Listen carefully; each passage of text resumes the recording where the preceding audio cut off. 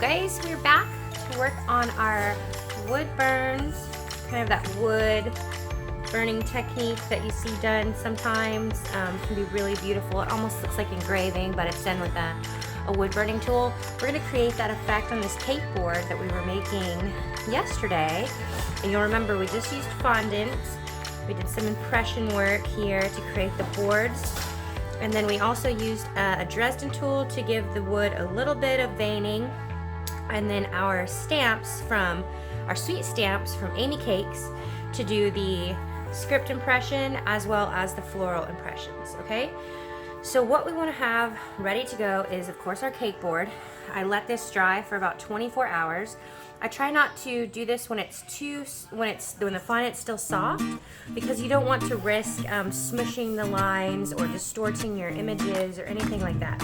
So a good dry period is the way to go. Like I said, about 24 hours. And if you're doing this on a cake board, you can add some Tylose to stiffen your fondant quicker, and that will really help as well. So what you're going to need aside from that is some royal icing. This is just some thinned out royal icing, and I colored it with some AmeriColor chocolate brown and a little bit of black as well, just to really deepen it. You want it to be darker in color than the board itself, especially for that wood burn technique, because it's, of course, scorching the wood. And then you're also going to need a bowl of water, or if you're working next to a sink, that'll work well too, okay? So the first thing I'm going to do is grab some of this royal icing on my paper towel, and I'm just going to start spreading it all over my cake board. Alright, and right now they're like, oh no, we're messing it all up. Don't worry, it's not going to be messed up, it's going to be totally fine. So I'm coming back in here with the water, rinse out some of that royal icing, and then I'm going to start wiping that color away. And it's good to have some extra paper towels laying around ready to go, because you can go through quite a few with this technique. Essentially what we're doing is we're backfilling the gaps that we created in the wood. So all those little impressions, we're backfilling them and then wiping the excess away. You can already see how it's starting to show through there.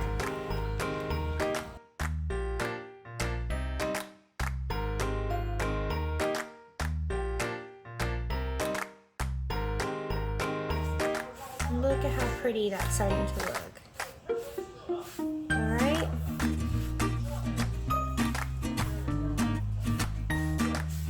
Alright. So really, you just need a lot of time and patience. And really, it's not that much time. But patience is good. You want to try to wipe away as much of the color as you can that's not in those little cracks and crevices. You can always come back and fill in any places that you missed. Like I know I missed a little bit here in the D, and of course I missed the W completely. You can also spread your royal icing over the board with a spatula, but I found this to be just as easy. So I'm going to keep going here, and you guys watch as it starts to come to life.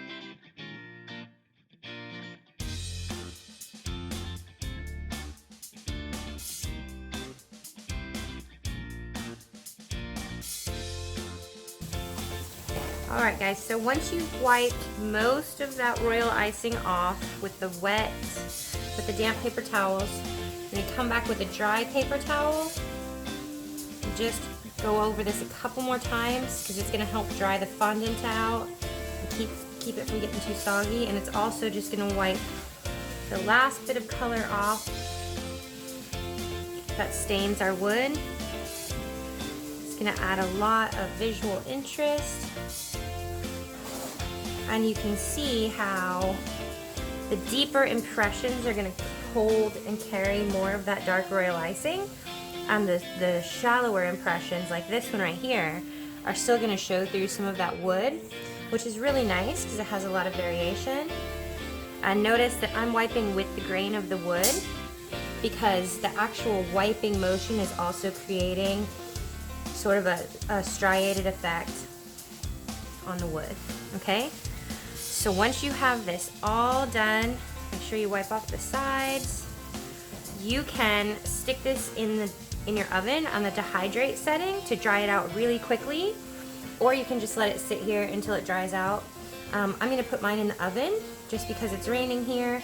And like I said before, we have a really humid environment. So I'm gonna go ahead and dry this out a little bit quicker, and I'll come back and show you how it looks as soon as it's done.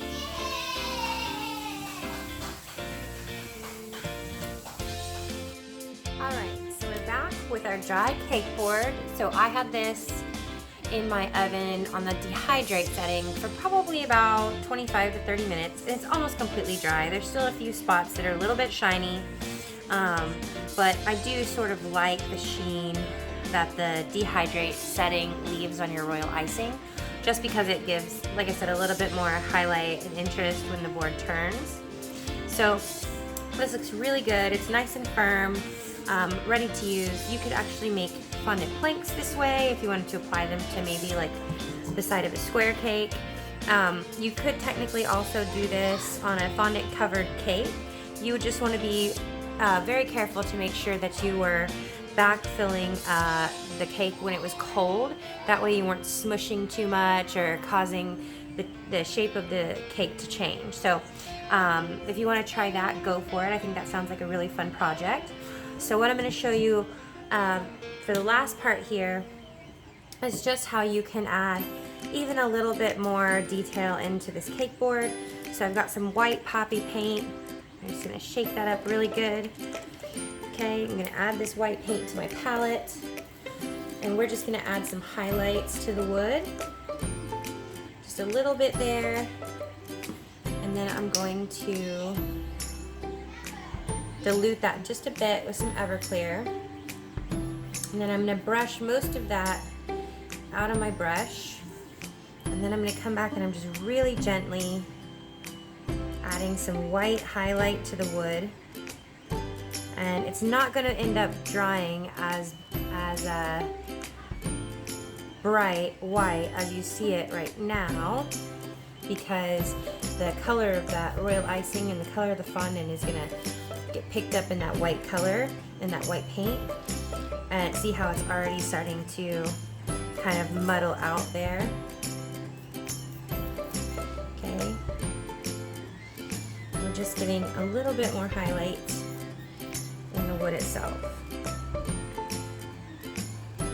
Like I said, you don't want to be too overzealous because you're going to try to avoid getting white inside the impression, the areas with the impressions.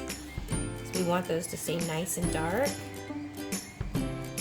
but just a little bit more highlight will totally change the look of this cake board. If you get a bit too much, you can wash your brush out, come back and just wash that area out a little bit. And I'm just barely applying the brush to the board and pulling in the direction of the grain.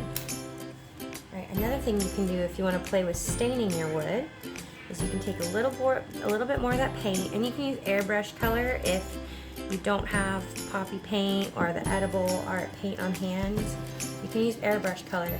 You just want to really dilute it out so that you just have a light wash of color. Because we're staining, remember, we're not trying to paint over this, okay? Colors that are close in value to the wood and in color, close in color. So red is going to be a really nice staining color for this wood tone because it's close to the red undertones of the brown that we used for our wood fondant. They're gonna look really nice. So we're not necessarily trying to paint this red as much as we are just trying to help these flowers pop out from the background of the board a little bit. So we're just going into some light color. Nice light wash of color there. Alright, right in those petals. And I'm just going to do the red today. You could try some other colors. Maybe a dark green would work okay too. You'll have to try and see what works for you. But I just wanted a touch of color just to bring those flowers to life a little bit more.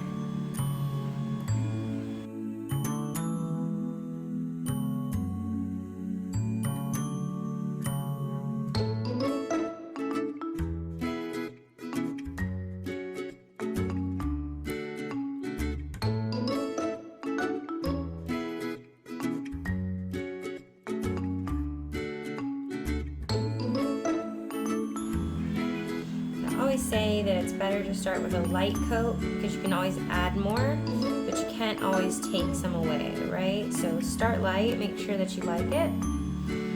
And as you can see, that added just a little bit more interest to those flowers and really made them pop out from the background.